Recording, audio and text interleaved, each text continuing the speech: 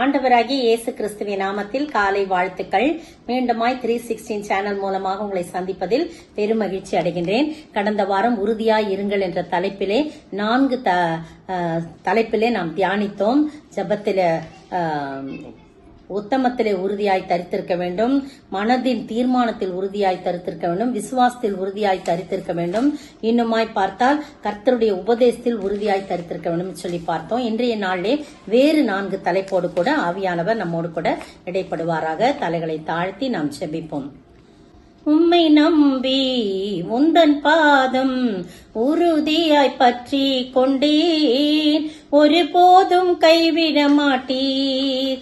கண்ணீரை துடைத்து கரங்களை பிடித்து காலமெல்லாம் காத்தீரே ஐயா, காலமெல்லாம் காத்து கொண்டீர்.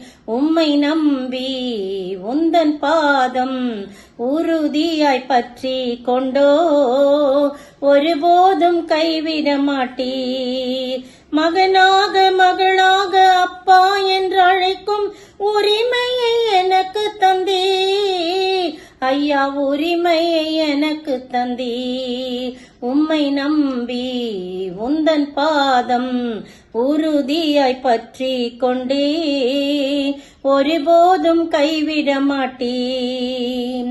குருடர்கள் பார்த்தார்கள், செவிடர்கள் கேட்டார்கள், முடவர்கள் நடந்தார்கள் ஐயா, முடவர்கள் நடந்தார்கள். உம்மை நம்பி உந்தன் பாதம் உறுதியாய் பற்றி கொண்டேன், ஒருபோதும் கைவிட மாட்டீ. ஸ்தோத்திரிக்கிற ஆண்டவரே, துதிக்கிற ராஜா, உம்மை நம்பி உந்தன் பாதம் உறுதியாய் பற்றி கொண்ட போது நீர் ஒருபோதும் கைவிட மாட்டீர். இப்பொழுது நாங்கள் கேட்கின்ற வார்த்தைகளை ஆவியான உங்களுக்கு சொல்லிக் கொடுப்பீராக. இந்த 4 தலைப்புகளை நீர் ஆசீர்வதித்து அதன் மூலம் நாங்கள் கடைபிடித்து நடக்க எங்கள் வாழ்வில் உயர்வுகளை பெற்றுக்கொள்ள நீ உதவி செய்ய வேண்டும் என்று கர்த்தரும் மீட்பரும் ராஜாவுமாகிய இயேசு கிறிஸ்துவின் விலையேறப்பட்ட நாமத்தில் ஜெபிக்கிறேன் பிதாவே, ஆமேன். முதலாவது பாத்தீங்கன்னா ஜெபத்திலே உறுதியாய் தரித்திருக்க வேண்டும். கடந்த வாரத்துல 4 பார்த்தோன்னு சொன்னேன். இன்றைக்கு 5வதாக ஜெபத்திலே உறுதியாய் இருங்கள் என்று சொல்லப்பட்டிருக்கு. வாசிக்க கேட்கலாம். ரோமர் 12:12. நம்பிக்கையிலே சந்தோஷமாயிருங்கள், உபத்திரவத்திலே பொறுமையாயிருங்கள், ஜெபத்திலே உறுதியாய் தரித்திருங்கள். பாத்தீங்களா, ஜெபத்திலே உறுதியாய் தரித்திருங்கள். ஜெபம் பண்றதுல உறுதியா இருக்கணும். அப்படி இப்படி அல்லமோதிக்கிட்டு கிடக்க கூடாது. கொஞ்ச நாள் ஜெபிச்சுட்டு பிறகு ஜெபிக்காம இருக்கக்கூடாது. கடைசி வரைக்கும் நம்ம ஜெபிச்சு காரியங்கள் வாய்க்கிற வரைக்கும் நம்ம என்ன பண்ணக்கூடாது, சோர்ந்து போகாம ஜெபிச்சுக்கிட்டே இருக்கணும், உறுதியா இருக்கணும் அப்படின்னு சொல்லப்பட்டிருக்கு. சங்கீதம் 121:1 பாருங்களேன். எனக்கு ஒத்தாசை வரும் பர்வதங்களுக்கு நேராக என் கண்களை ஏறெடுக்கிறேன். எல்லாருக்கும் தெரிஞ்ச வசனம். எங்க இருந்து ஒத்தாசை வரும்? அவரிடத்திலிருந்து, பரத்திலிருந்து வரும். எனவே நம்முடைய கண்களை அவரண்டை நோக்கி பார்த்து ஜெபிக்க வேண்டும். அதுதான் அந்த அர்த்தம். சங்கீதம் 34:5 பாத்தீங்கன்னா அவர்கள் எப்படி என்ன பண்ணாங்க, ஆண்டவரை நோக்கி பார்த்தவங்களுக்கு என்ன கிடைச்சதுன்னு பாப்போம். அவர்கள் அவரை நோக்கி பார்த்து பிரகாசம் அடைந்தார்கள், அவர்கள் முகங்கள் வெட்கப்படவில்லை. எந்த ஒரு மனிதன் அவரை நோக்கி பார்த்து ஜெபிக்கிறானோ அவர்கள் முகங்கள் ஒரு நாளும் வெட்கப்படாத அவர்கள் முகம் பிரகாசம் அடையும். நீங்களும் நானும் அவரை சோதித்து பார்ப்போம், ஆண்டவரிடத்துல ஜெபித்து பார்ப்போம். நம்முடைய முகம் ஒரு நாளும் வெட்கப்படாது. தலை குனிந்த இடத்தெல்லாம் தலை நிமிர செய்கிறவர். ஒருவேளை கால தாமதமாகலாம், ஆனா ஒருபோதும் ஆண்டவர் நம்மை கைவிட மாட்டாம ஜெபத்தை கேட்கிறவர் என்று சொல்லி அவருக்கு பெயர். ஜெபத்தை கேட்கிறவரே என்று சொல்லி அவருக்கு பெயர் உண்டு. பிரியமானங்களே, லூக்கா எழுதின சுவிசேஷம் 18 அதிகாரம் 7ஆம் வசனம். அங்க ஒரு சம்பவம் சொல்லப்பட்டிருக்கு 1 ஆனா 7ஆம் வசனத்தை வாசிக்க கேட்கலாம். தேவன் தம்மை நோக்கி இரவும் பகலும் கூப்பிடுவர்களாகிய தம்மால் தெரிந்து கொள்ளப்பட்டவர்களின் விஷயத்தில் நீடிய பொறுமை உள்ளவராயிருந்து அவர்களுக்கு நியாயம் செய்யாமல் இருப்பாரோ. பாத்தீங்களா, எவ்வளவு ஆழமான வசனம் பாருங்க. அந்தப்படியே அப்படின்னு தொடங்கும் அந்த வசனம். அந்தப்படியே, எந்த படியேன்னு சொல்லும் போது சோர்ந்து போகாமல் ஜெபத்துல நீங்க உறுதியா இருக்கணும் அப்படின்றதுக்காக அவர் ஒரு உவமையை சொல்றார். அந்த ஒரு பட்டணம் இருக்கு. அந்த பட்டணத்திலே ஒரு ஏழை விதவை இருக்கிறாங்க. அவங்களுக்கு ஏதோ அநியாயம் இழைக்கப்பட்டது. ஒருவேளை அவங்க வீட்டை அபகரிச்சுக்கலாம், சொத்தை அபகரிச்சுக்கலாம், நிலத்தை அபகரிச்சிருக்கலாம், அவங்க கிட்ட பணத்தை வாங்கிட்டு ஏமாற்றி இருக்கலாம். ஏதோ ஒரு காரியத்துல அவங்க நியாயம் கேட்கும் கேட்கும்படியாக அந்த ஊர்ல உள்ள ஒரு நியாயாதிபதி கிட்ட போறாங்க. அந்த நியாயாதிபதி தேவனுக்கு பயப்படாதவன், மனுஷரை எந்த மனுஷரையும் மதியாதவன். ஏழை போனா நிச்சயமா என்ன பண்ண மாட்டாரு, மதிக்கவே மாட்டாரு. ஆனா அந்த விதவை என்ன பண்றா, எனக்கும் என் எதிராளிக்கும் நியாயம் செய்ய வேண்டும் சொல்லி அந்த மனிதனை பற்றி எல்லாம் தெரிஞ்சிருக்கும். அவன் ரொம்ப கடின இருதயம் உள்ளவன், அவன் மனுஷரை மதிக்காதவன், தேவ பக்தி இல்லாம தெரியும். ஆனா வேற வழி என்ன, அவன் தான் அந்த ஊர்ல நியாயாதிபதி பட்டணத்துல, அவன்கிட்ட தான் போய் நம்முடைய நியாயத்தை சொல்லணும்னு அவர் போய் சொல்றான். அவன் என்ன பண்றான், வெகு நாள் வரைக்கும் அவளுக்கு உத்தரவு சொல்றதுக்கு மனதில்லாத இருந்தது. வெகு நாள் வரைக்கும் காத்திருக்கிறான். டெய்லி போவான், டெய்லி போய் புலம்புவா. ஆனா அவன் கண்டுக்கவே மாட்டான். அவன் தேவனுக்கு பயப்படாமலும் மனுஷரை மதியாமலும் இருந்த பண்ணால அப்ப நினைக்கிறான், இந்த விதவை என்ன நம்ம எல்லாம் இப்படி இருந்து தெரிஞ்சு கூட நம்மகிட்ட ஓயாம தொந்தரவு பண்றாள்னு சொல்லிட்டு அவன் என்ன நினைக்கிறான், இவ திரும்ப என்னை அலட்டாதபடி இவளுக்கு ஏதாவது என்ன பண்ணும், நியாயம் செய்யணும்னு தனக்குள்ள சொல்லிக் கொள்றான். அதுதான் ஆண்டவர் சொல்றாரு, நம்முடைய ஜனங்களை பார்த்து என்ன சொல்றாரு, நீங்க பாருங்க, அந்த அநீதியுள்ள நியாயாதிபதி சொன்னதை பாருங்க, ஏதாவது அவளுக்கு நியாயம் சொல்லி அனுப்பணும், அலட்டாதபடி அதிக நாள் வந்துகிட்டு இருக்காளுன்னு சொல்லி அவன் சொல்றான். அதே போல அவனே அந்தப்படியே அப்படின்னு சொல்றான். அவனே அப்படி சொல்லும் போது அந்தப்படியே தேவன் தம்மை நோக்கி இரவும் பகலும் தம்மை தெரிந்து கொள்ள, பாருங்க, கூப்பிடுகிறவர்களாகிய தம்மால் தெரிந்து கொள்ளப்பட்டவருடைய விஷயத்தில் நீடிய பொறுமையுள்ளாராய் இருந்தாலும் அவளுக்கு நியாயம் செய்ய மாட்டாரா அப்படின்னு கேட்கிறார். கண்டிப்பா செய்வார் அப்படின்னு சொல்லி சீக்கிரத்திலே அவர்களுக்கு நியாயம் செய்வார் என்று உங்களுக்கு சொல்லுகிறேன் என்று சொல்லப்பட்டிருக்கு. பாத்தீங்களா, உங்களுக்கும் எனக்கும் இந்த நாள் வரைக்கும் பதில் வரலையா, சோர்ந்து போயிருக்கிறீங்களா, ஜபத்தை விட்டுறாதீங்க, ஜபத்துல உறுதியா இருங்க. இந்த பெண்ணு பாருங்க, இந்த விதவை ஓயாமல் தொந்தரவுப்படுத்துறா. கடினமுள்ள நியாயாதிபதி, தேவனுக்கு பயப்படாம். ஆனா நம்முடைய நியாயாதிபதியாக நம்முடைய ஆண்டவராகிய கிறிஸ்து என் இரட்சகர் இரக்கம் உள்ளவர். இதுல வேளையிலே பொறுமையா இருந்தாலும் அவர் கண்டிப்பாய் நமக்கு நீதி செய்வார். கடந்த வருஷம் முழுதும் நம்முடைய ஜபத்துக்கு பதில் வரலையா, பரவாயில்ல, சோர்ந்து போக வேணாம். ஜபத்துல மட்டும் விட்டுறக்கூடாது. உறுதியா இருக்கும்போது கட்டாயம் கர்த்தர் நமக்கு நியாயம் செய்வார். தம்மை நோக்கி இரவும் பகலும் கூப்பிடுற விஷயத்தில் அவர் என்ன செய்வாரு, நியாயம் செய்கிறார்கள். கடைசியா ஒரு வசனம் வாசிக்கலாம். 2 நாளாகமம் 7:15 வாசிக்கலாம். இந்த ஸ்தலத்திலே செய்யப்படும் ஜபத்திற்கு என் கண்கள் திறந்தவைகளும் என் செவிகள் கவனிக்கிறவருமாயிருக்கும். பாத்தீங்களா, இந்த ஸ்தலத்துல நீங்க எந்த ஸ்தலத்துல, ஆலயத்துல மட்டும் இல்ல, வீட்லயோ எங்க உட்கார்ந்து நீங்க ஜெபிச்சாலும் நம்முடைய ஜபத்தை கேட்க முடியும். அவருடைய கண்கள் இரவும் பகலும் திறந்தவைகளும், அவருடைய செவிகளும் திறந்தவைகளும், கண்களும் நம்மை பார்க்கக்கூடியலாம் இருக்கிறது. பாருங்க, ஜேம்ஸ் கோல்ட் அப்படின்னு சொல்லி ஒரு அமெரிக்கன் என்ன பண்றாரு, அவர் வியாபார விஷயமாக ஏதோ ஒரு சந்தர்ப்ப சூழ்நிலை அவர் ட்ரெயின்ல போறாரு. அவர் பெரிய கோடீஸ்வரர் தான். அவர் நினைச்சா பிளைட்ல கூட போயிருக்கலாம். ஆனா இந்த இடத்துல ஏதோ ஒரு சந்தர்ப்பத்துல அவர் ட்ரெயின்ல போகும்படியாக ஒரு சூழ்நிலை. அவர் பாருங்க, அவர் ரொம்ப தேவ பக்தி உள்ளவர், ஜபத்துக்கு முக்கியத்துவம் கொடுக்கிறவர். அவர் என்ன பண்றாரு, அப்படி நியூயார்க்ல இருந்து லாஸ் ஏஞ்சலஸ் சிட்டி, இப்ப பாருங்க அழிஞ்சு போச்சு பாத்தீங்களா, அந்த நகரத்துக்கு அவர் போறாரு.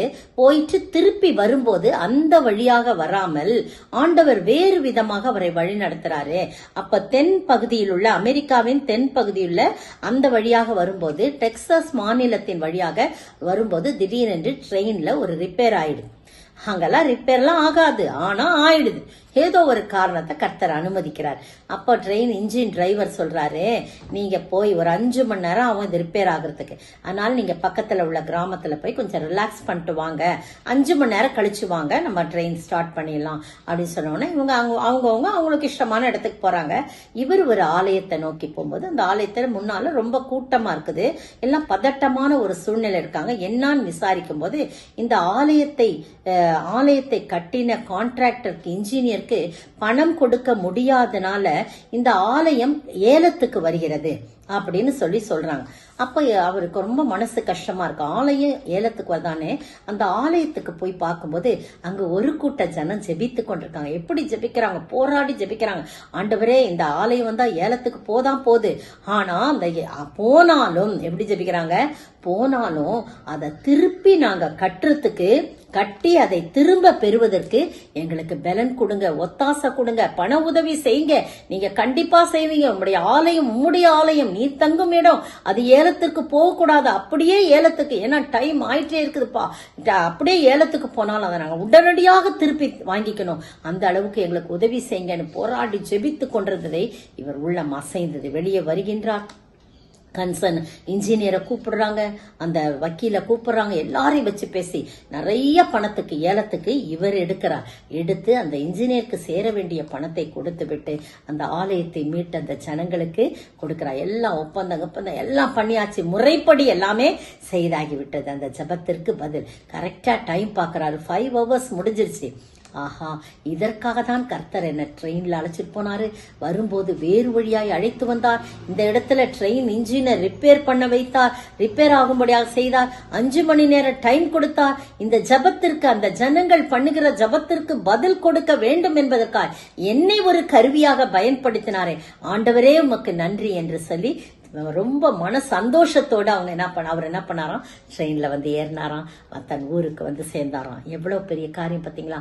நம்ம ஜெபிச்சோம்னா புதுமையான வழி திறக்கும். நாம் நினைப்பதற்கும் எண்ணுவதற்கும் மேலான காரியங்களை நமக்கு செய்ய வல்லவராய் இருக்கிறார். ஒரு பாடலை கூட பாடலாம்.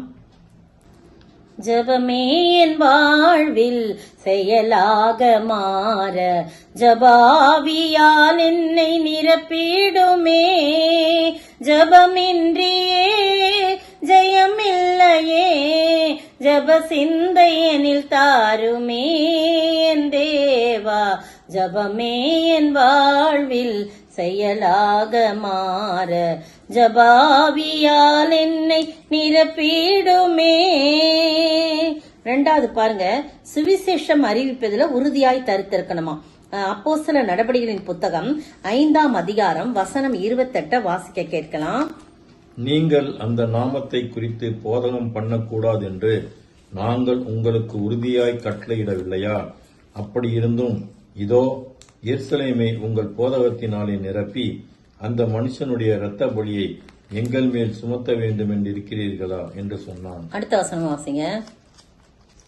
அதற்கு பேதுருவும் மற்ற அப்போஸ்தலரும், மனுஷருக்கு கீழ்ப்படுகிறதை பார்க்கிலும் தேவனுக்கு கீழ்ப்படுகிறது அவசியமாயிருக்கிறது. பாருங்க, அந்த இடத்துல பாத்தீங்கன்னா 42ஆம் வசனம் கூட பாருங்க. அதுலயே 42ஆம் வசனத்துல, தினந்தோறும் தேவாலயத்திலேயும் வீடுகளிலேயும் இடைவிடாமல் உபதேசம் பண்ணி இயேசுவே கிறிஸ்து என்று பிரசங்கித்தார்கள். பாத்தீங்களா, அந்த இடத்துல ரொம்ப அவமானப்படுறாங்க. முந்தின வசனம் பாத்தீங்கன்னா அவமானப்படுறாங்க. இயேசுவின் நாமத்தை குறித்து பேசக்கூடாது என்று கட்டளையிட்டு அவர்களை விடுதலை ஆக்கினாங்க. ஆனா கூட என்ன பண்றாங்க, தினந்தோறும் தேவாலயத்துல பண்றாங்க. ஆண்டவர் தான் கிறிஸ்து என்று சொல்லி உபதேசிக்கிறாங்க, சுவிசேஷத்தை அறிவிக்கிறாங்க. இந்த இடத்துல என்ன அப்படின்னா, அப்போஸ்தலர்லாம் பிடிச்சு பொறாம கொண்டு அவங்க நிறைய அற்புத அடையாளம் செய்யறாங்கன்னு சொல்லிட்டு அவங்கள பிடிச்சு பொதுவான சிறையில அடைச்சிடறாங்க. அப்ப தேவதூதன் வந்து ராத்திரியில, நீங்க 17ஆம் வசனத்துல இருந்து பாத்தீங்கன்னா தெரியும், கர்த்தருடைய தூதன் வந்து அவர்களை எழுப்பி கதவுகள் எல்லாம் திறந்து விட்டு வெளியே வாங்கன்னு சொல்லி வெளியே கூட்டு போய்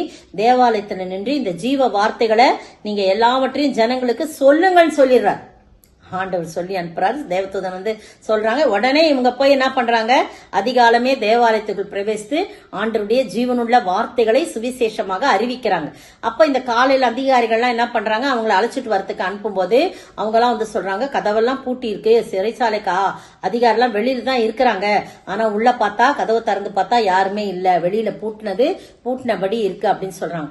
அப்போ ஒருத்தன் ஓடி வந்து சொல்றான், வந்து சிறைச்சாலைல இருந்து தப்பு அவங்க எல்லாம் போய் ஆலயத்துல போய் என்ன பண்றாங்க, பிரசங்கம் பண்ணிக்கிட்டு இருக்காங்க அப்படின்ன உடனே அப்பதான் இவங்க கூப்பிட்டு 28ஆம் வசனம் இப்ப நம்ம வாசித்தோம் இல்லையா, அந்த நாமத்தை குறிச்சு போதகம் பண்ணக்கூடாதுன்னு சொன்னோமே, நீங்க இப்படி ஏன் போதகம் பண்றீங்க, உறுதியா உங்களுக்கு கட்டளை இட்டோம் இல்லையா அப்படின்னு சொன்னாங்க. நீங்க உறுதியா கட்டளை இட்டாலும் என் ஆண்டவருக்கு கீழ்ப்படுதல நாங்க உறுதியா இருப்போம்னு சொல்லி அவங்க என்ன செய்யறாங்க, தினந்தோறும் தேவாலயத்துல வீடுகளையும் இடைவிடாமல் என்ன பண்றாங்க, உபதேசம் பண்ணி இயேசுவே கிறிஸ்து என்று பிரசங்கித்தார்கள். நீங்களும் நானும் எத்தனை இடையூறு வந்தாலும் எத்தனை தடைகள் வந்தாலும் சுவிசேஷம் அறிவிப்பதிலே நம்ம என்ன பண்ணக்கூடாது, சோர்ந்து போகவே கூடாது, உறுதியா அதுல தரிக்கணும். பிலிப்பியர் 1:27 பின்பகுதி பாருங்க. விதத்திலும் நீங்கள் கிறிஸ்துவின் சுவிசேஷத்திற்கு பாத்திரராக மாத்திரம் நடந்து கொள்ளுங்கள். எந்த விதத்திலும் எப்படினாலும் அவருடைய சுவிசேஷத்தை அறிவிப்பதற்கு மட்டும் பாத்திரராக நடந்து கொள்ளுங்கள் அப்படின்னு சொல்லி சொல்லப்பட்டிருக்கு. நான் கர்த்தருடைய பரிசுத்த நாமத்துக்கு ஸ்தோத்திரம்.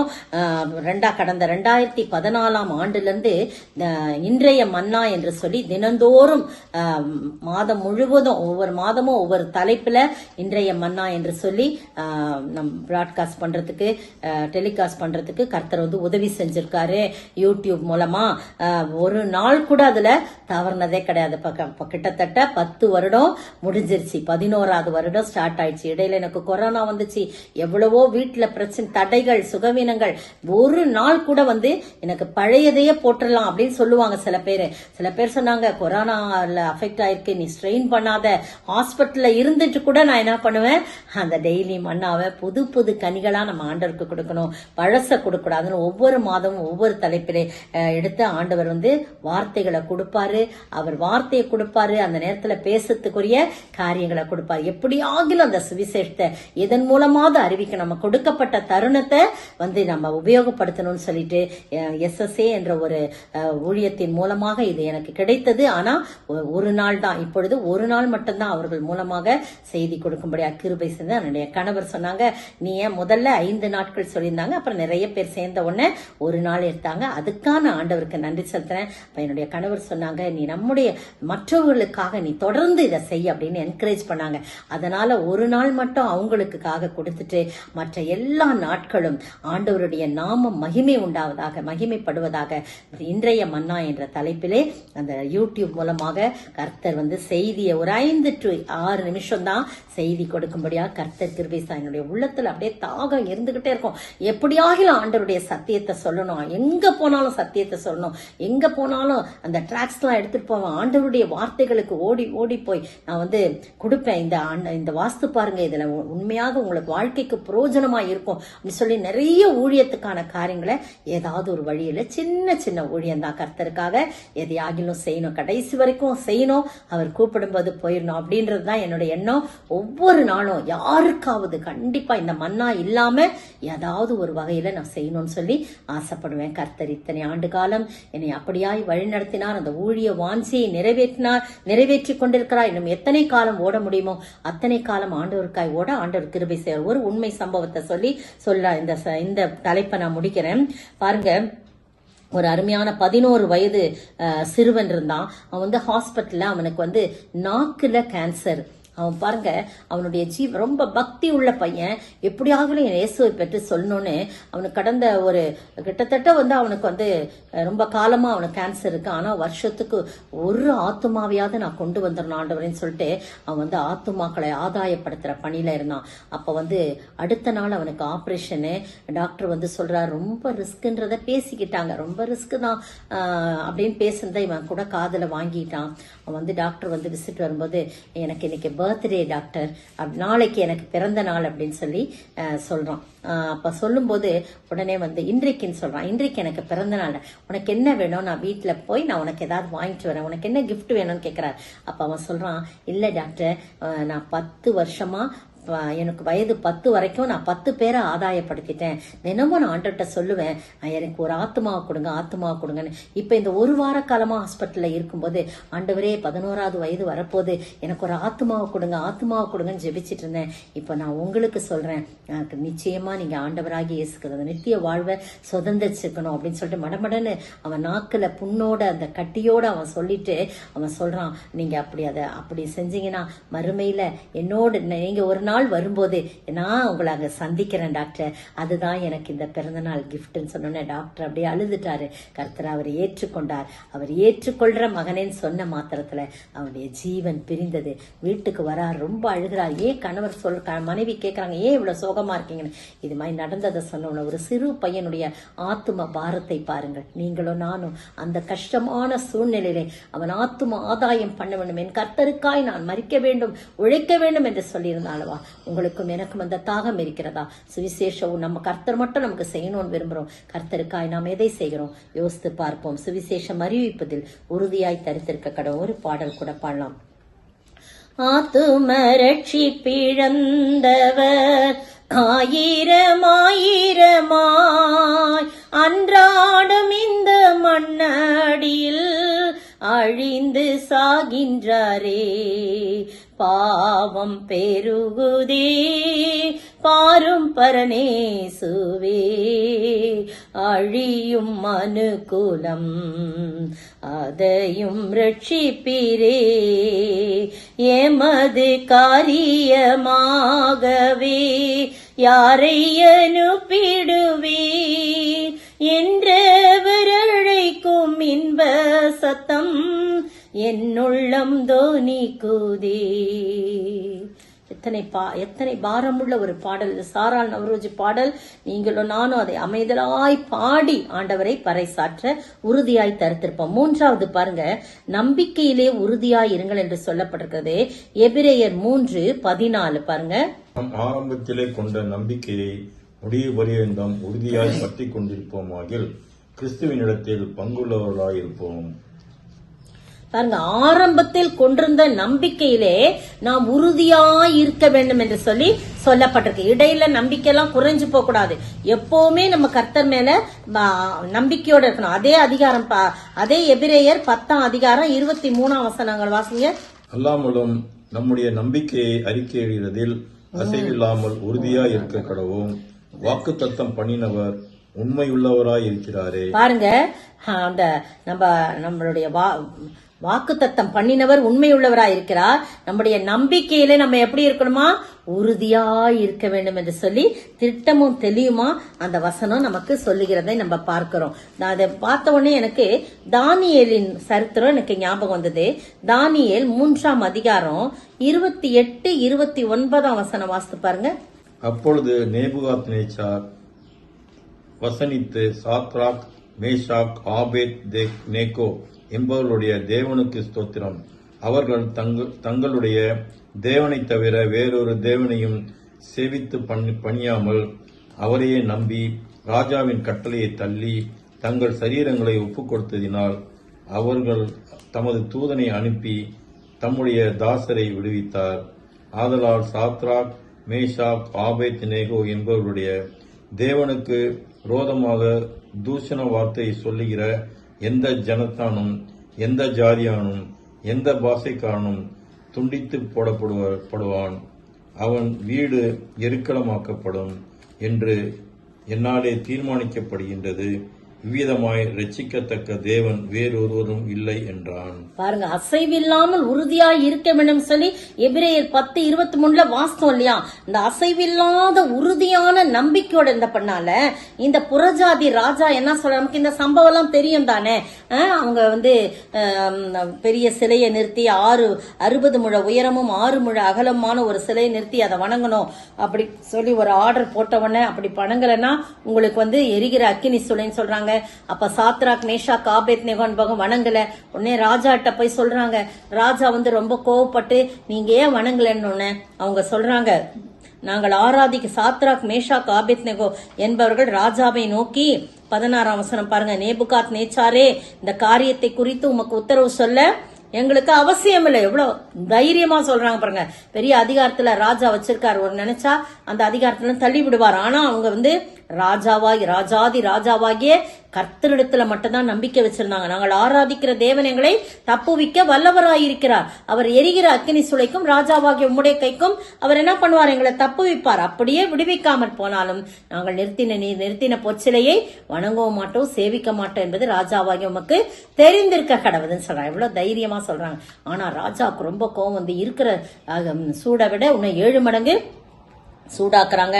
இவங்களை வஸ்திரங்களோடும் நிஜார்களோடும் பாகைகளோடும் நல்லா கட்டி கொண்டு போய் போடுறாங்க. கட்டி போடப்பட்ட புருஷர்கள் ராணுவத்தினர் நல்ல பலசாலிகள். ஆனா அவங்களுக்கே அந்த அக்கினி சுளை அக்கினி பற்றி அவங்க எரிந்து சாம்பல் ஆயிடுறாங்க. இவங்க பாத்தீங்கன்னா கொஞ்ச நேரம் பொறுத்து பாக்குறாரு ராஜா, அப்படி உள்ள போடப்பட்டவங்க ஒலாத்திக்கிட்டு இருக்கிறாங்க. கூப்பிடுறாரு, நம்ம 3 பேரை அல்லவா போட்டோம், 4 பேர் இருக்கிறாங்களே, 4வது நபருடைய சாயல் தேவ சாயலா இருக்குதுன்னு சொன்னோன்னே, சாத்ராக் மேஷாக் ஆபேத் நேகோ என்பவர்களே, உன்னதமான தேவனுடைய, பாத்தீங்கன்னா அந்த வசனம் 26ல சொல்லப்பட்டிருக்கு. வாசலண்டைக்கு வந்து நின்று ராஜா சொல்றாரு, உன்னதமான தேவனுடைய தாசராகிய சாத்ராக் மேஷாக் ஆபேத் நேகோ என்பவர்களே, உங்களை யார் இந்த இடத்துல இருந்து விடுவிப்பாங்கன்னு பார்க்கலாம் அப்படின்னு அந்த 15ஆம் வசனத்துல சொன்ன ராஜா இப்ப சொல்றாரு, தேவ சாயலுக்கு ஒத்த மனுஷனை பார்த்த உடனே அப்படியே மரியாதையோட, உன்னதமான தேவனுடைய தாசர்களே, சாத்ராக் மேஷாக் ஆபேத்நேகோ என்பவர்களே, நீங்க வெளியே வாங்கன்னு சொன்னோன்னே ஒண்ணுமே நடவாது போல அவங்க வர்றாங்க. அக்கினி அவங்க மேல பலன் கொள்ளவில்லை, அவங்க மேல அக்கினி வாசனை வீசவில்லை, தலைமுடி கருகல, ஒண்ணுமே செய்யல. பாருங்க, நல்லா வராங்க. அதுக்குதான் அவன் சொல்றான், அந்த நம்பி நீங்க வேறொரு தேவனை தவிர வேறொரு தேவனையும் சேவித்து பணியாமல் அவரையே நம்பி, அதான் நம்பிக்கை, உறுதியான அசைவில்லாத நம்பிக்கை உடையவர்களா அவங்க இருந்ததுனால சாத்ராக் மேஷாக் ஆபேத்நேகோ வணங்கும் தெய்வம் தான் தெய்வம் அப்படின்னு சொல்லி அவர் சாட்சி பகரக்கூடிய காரியத்தை கர்த்தர் செய்தார். அப்படியாய் நீங்களும் நானும் கடைசி வரைக்கும் உறுதியாய் நம்பிக்கையிலே உறுதியாய் இருக்க ஆண்டவர் தாமே கிருபை செய்வாராக. ஒரு பாடல் பாடலாம். என் நம்பிக்கையே உமக்கு ஸ்தோத்திரம், என் புகலிடமே உமக்கு ஸ்தோத்திரம், உம்மை தான் நான் நம்பியிருக்கேன், அற்புதங்கள் எனக்கு செய்யுங்கப்பா, 100க்கு 100 உம்மையே நான் நம்புவேன், அற்புதம் செய்திடுங்க, அதிசயம் நடத்திடுங்க, மனிதர்கள் முன்பாக தலை குனிந்து போகாமல் இப்பவே செய்திடுங்க, இன்றைக்கே செய்திடுங்க. கடைசியாக கற்பனையையும் நியாயங்களையும் செய்ய உறுதியாயிருக்க வேண்டும். வாசிக்கலாம். 1 நாளாகமம் 28:7. இந்நாளில் நடக்கிறபடியே அவன் என் கற்பனைகள் படியையும் என் நியாயங்களின் படியையும் செய்ய உறுதியாய் இருப்பானால் அவன் ராஜ்யபாரத்தை என்றென்றைக்கும் திடப்படுத்துவேன் என்றார். பாருங்க, கர்த்தர் சொல்றாரு தாவீது கிட்ட, இது மாதிரி இந்நாளில் இருக்கிறபடியே சாலமோன் என் கற்பனைகளையும் நியாயங்களையும் கை கொண்டு உறுதியாய் இருப்பான் என்றால் அவன் ராஜ்யபாரத்தை நான் என்ன பண்ணுவேன், திடப்படுத்துவேன் அப்படின்னு சொல்லி சொல்றார். அப்படின்னு சொல்லி நிறைய காரியத்தை பேசுறத பாக்கிறோம். அதெல்லாம் நமக்கு வேண்டாம், நிறைய காரியம். நீதிமொழிகள் 4:13 பாருங்க, புத்திமதிகளை உறுதியாய் பற்றி கொள்ள வேண்டும் போட்டிருக்கு. புத்திமதிகளை உறுதியாய் அப்படின்னா என்ன, கர்த்தருடைய கற்பனைகளையும் நியாயங்களையும் உறுதியாய் பற்றி கொள்ள வேண்டும். 1 நாளாகமம் 28:20 வசனம் வாசிக்கலாம்.